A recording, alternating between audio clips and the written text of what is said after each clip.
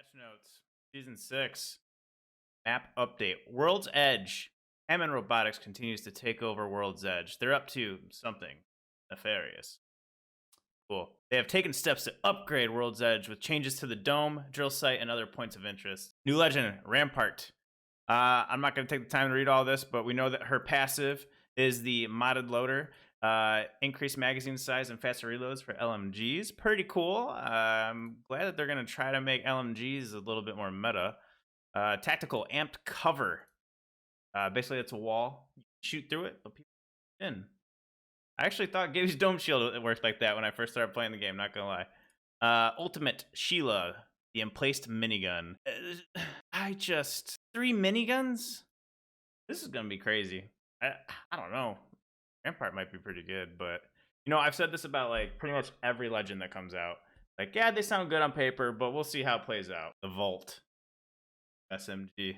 I'm guessing it's gonna be like a R99-ish kind of weapon, but probably with some, you know, unique properties to it. So I'm excited for it. The crafting system. In the replicator, you'll find 8 different pieces of loot that you can craft if you have enough materials. Some of this loot rotates on a weekly or daily basis, but you'll always be able to see what's currently craftable in the game mode selector or the map screen. I don't know how I feel about this. I mean, it's like they're trying to take the RNG out of an RNG-based game, a battle royale. I understand what they're going for. I'm not sure I agree with it, but I didn't agree with the vaults. Like, I don't know. I just don't like that kind of mechanic. We'll see how this goes too. Yeah, I don't know. I don't know what to think about it. Yeah, we'll have to see how it plays out in the game. The armor meta. This should be interesting. Oh man, this got me nervous. All armor in the game is Evo, except for gold. Holy crap. That's a huge change. I guess they finally moved forward with the whole Evo armor thing. I'm kind of excited for that. If I'm being honest, like I think that's good because you're gonna see someone with red armor immediately and be like, this guy seen some stuff. You know, he's been around the block. When you find a white, blue, or purple armor on the ground, it's a pre-leveled Evo armor. Okay, that's a little weird. I don't know if I like that because that means if I find purple and I do 400 damage, which happens on drop fairly often. I now have red armor already. Gold armor is not part of the Evo armor track.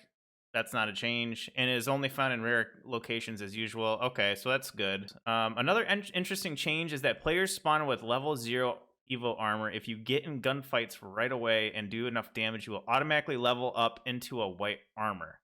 I guess you don't spawn with armor then. That's kind of weird. Okay, so everyone's got Evo armor, but not Evo armor.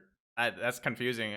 We think this will really help with loot availability in the early game without requiring players to drop hot when they don't want to. Fair enough. With all the changes in Season 6, players now have the opportunity to level up their shields through damage, luck, and ground, or through crafting. They're just making it more accessible to people, I guess. I don't know. The last big difference is that all armor is coming down by 25 health. This means players with purple and gold armor have 175 health, not 200, and red gets you to 200. Wow, okay. They want to bring down the time to kill. That's a little weird. I don't know, man. Damage to get red armor is now 500. Okay. These are some massive changes. Like, this is a transformative season, and I truly mean that. Hollow sprays, I saw the footage on this. I mean, it's cool. It's not going to affect gameplay, really. Reactive Supersonic G7. The Bloodhound, Road Warrior, 5 new hollow sprays, new skydive emotes, weapon charms, and more. I'm excited for that. Obviously, I'm going to buy the battle pass. Follow the story from the Season 5 quest now in full color illustrated comics. That's cool. Legends. Okay, here we go. Here we go. Pathfinder. Does he get a buff? Giving all recon legends access to survey beacons makes Pathfinder less unique, and we don't love that. For now, we're giving our friendly robot a buff to its ultimate cooldown when he uses a survey beacon. Weird, not going to really change anything. But in the future, we will take another look at Pathfinder. Lame. Passive. Each time Pathfinder scans a survey beacon, his zipline gun is reduced. All right, whatever. So that's, like, honestly, like, Pathfinder needs fortified, or they need to reduce the Q cooldown. My opinion. I just work here. Bloodhound. Now gains even more duration in Beast of the Hunt. Cool. Okay. During Beast of the Hunt, Eye of the All-Father now comes twice as fast. Okay, that's good. So that's his Q, right? That's his scan. Numbers. Beast of the Hunt duration extension 5 seconds, 5 to 15, based on remaining duration. Total use time. I mean, okay. So these are moderate buffs to Bloodhound. Bloodhound didn't really need any buffs, or especially not nerfs. I think Bloodhound was in a really good spot, but this is a welcome thing. Crypto surveillance drone can now actively respawn and survey beacons from. Wait, Crypto can now activate respawn and survey beacons from his drone. That's a big. Oh my god, that's a big buff. So I can now call in teammates with Crypto's drone, or I can use a survey beacon. So now Crypto can use a survey beacon. That's pretty cool. Drone EMP will now slow teammates caught in the blast, even if they have no shields. That means the players who have used Revenant's Death Totem will also be slowed. Interesting. Okay. His HP has been increased from 30 HP to 60 HP. Okay. The hitbox is the problem that everyone had. So the cube of edge length 16 to 24. So they increased the hitbox size, but they also doubled the HP.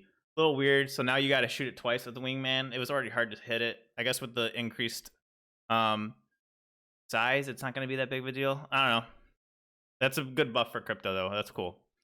Other legends. Revenant. Death Totem. For 2 seconds after being recalled, players cannot use Wraith's Dimensional Rift. Fair. I don't think anyone should be able to use a ability while you're in Revenant's Death Totem protection, but whatever. Octane. Stim. Can now use Stim while healing, but Stim will not remove the slow you incur from healing. Wait, what? Stim can now... Hold on. Can now use Stim while healing, but Stim will not remove the slow you incur from healing. I don't understand. Whatever. Moving on. Black Market for Loba. Lowered the cooldown from 3 minutes to 90 seconds. That's good. That's really good. Gibraltar. Increased the cooldown from 3 minutes to 4.5 minutes for his ult. That's a lot. That's a lot. Okay. Bangalore. Decreased cooldown from 4.5 minutes to 3 minutes. Okay, that's good. Bangalore needs some help. Watson, trophy system will now shoot down caustic barrels in flight. That's pretty funny. They added extended energy mags and the turbocharger. Very excited. Updated precision choke. Remove the precision choke. Yes! That's exactly what I said they needed to do. Remove precision choke, but it will now be integrated by default. Called it. I said that multiple times. Basically, smartest man alive. R99 in supply drops. Everyone saw this coming. Damage increased from 11 to 12. Okay, so that's good that they're buffing it because it doesn't feel like a gold weapon. Increased magazine size to 32. Holy crap. Only 160 in the reserve though.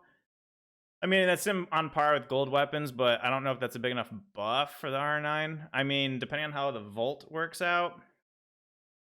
I don't know, man. I don't know. The Devotion. Clip size reduced back to original values. Good. That's good. I think that's a good change. So far, so good. RIP the R99. You will be missed. Fully kitted weapon swaps. Removed. DMR, Hemlock, Spitfire, Eva, RE45. Okay. I mean, out of all these, honestly, like, I would say probably the Eva's the best. I don't know. I had some fun with the Spitfire, but yeah, I don't know. Those are all kind of lackluster weapons. Added. Devo, Mastiff, Triple Take. Flatline. Interesting. Okay. See how this plays out. Updated loot. Sniper ammo. Increased pickup from 8 to 12. No one cares. Increased stack size from 16 to 24. No one cares. Energy ammo. Reduced amount pickup from 30 to 20. Okay, wait a second. So you're introducing energy weapons more, but you're reducing energy ammo pickups? Okay. I guess that brings it back in line with like light and heavy, but I don't know. I don't know. Okay, weapon updates. Hemlock. Reduced vertical recoil. Excellent. Slightly reducing recoil and pattern on second and third shot, so burst kicks less. Good. Okay, they're bringing the Hemlock up. I think that's fine. No Cocoa Puffs is going to cream in his pants. Burst mode. Time between burst. 0.32 seconds to 0.28 seconds. Charge rifle will now use 2 ammo per shot. Okay. Increase mag size from 4 to 8. So it just uses more ammo, but you can carry more. Okay. Odd. It's not really a buff or a nerf or anything. Triple take buff. Increased fire rate. Increased mag size. Built the choke up and into it. That's fine. PK, same. Wait, so are they now saying that the PK is no longer a gold weapon? Did I miss that? PK. I don't understand. Why are they saying this? like it's already built into it. Unless I haven't gotten to that part yet, but they don't. I don't know. Whatever. Spitfire, improve recoil controllability. That's fine. Spitfire wasn't that bad to begin with. It wasn't great, but that's fine. That'll bring it up. Updated Havoc with a new recoil pattern. Designer note, the Havoc's existing recoil pattern had constant horizontal movement. This means it would either be too difficult to control or far too easy to control. Yep, agreed. Absolutely agreed. Updating to a new pattern which is more consistent in style with existing recoil patterns. Good. I think that's good. Hopefully that's not like going to make it too overpowered again, but I mean honestly, like if they made the recoil better on the Havoc, basically rebuffed it to what it was before, the only problem with it is the damage model. It pumps up damage so fast. I think, in my opinion, that's always been the problem with it, but whatever. Moza and Beak, increased clip size from 3 to 4. P2020, increased damage from 13 to 15. That's pretty good. Decreased hammer point multiplier. That's not good. Increased mag size. That's good. Sentinel only requires one shield cell to charge. That's good. I also suggested that. I'm unstoppable right now with these patch notes. Prowler, slightly reduced vertical recoil in burst mode.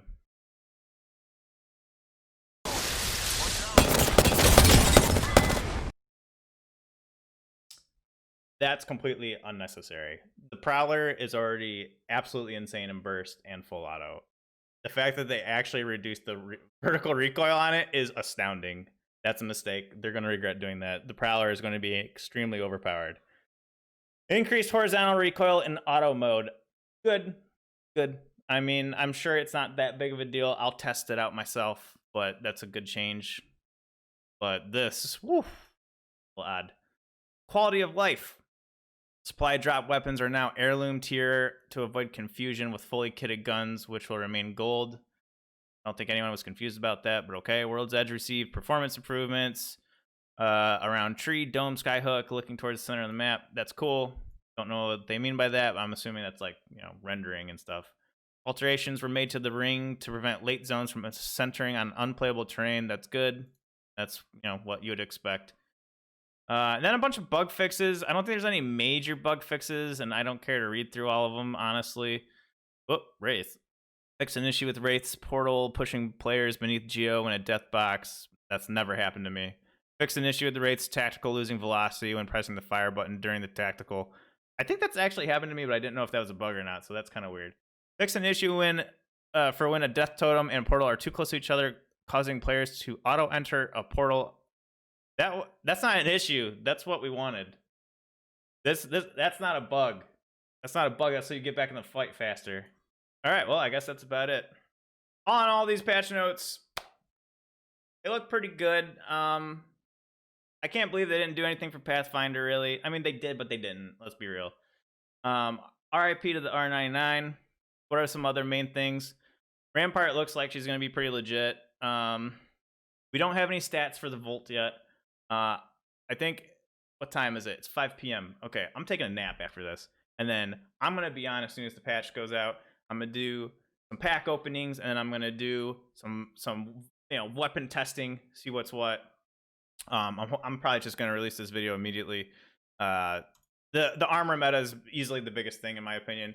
This is gonna be a good change for the game. I think it's gonna make it more. I don't know, man. This is weird. It's gonna be weird. It's gonna take some getting used to, but I think in the circumstances where you drop hot and you get a bunch of damage done, it's gonna reward those players. I think that's good. So anyway, I'm very excited for this patch. Can't wait for it. See you guys on the next one. Thanks for watching.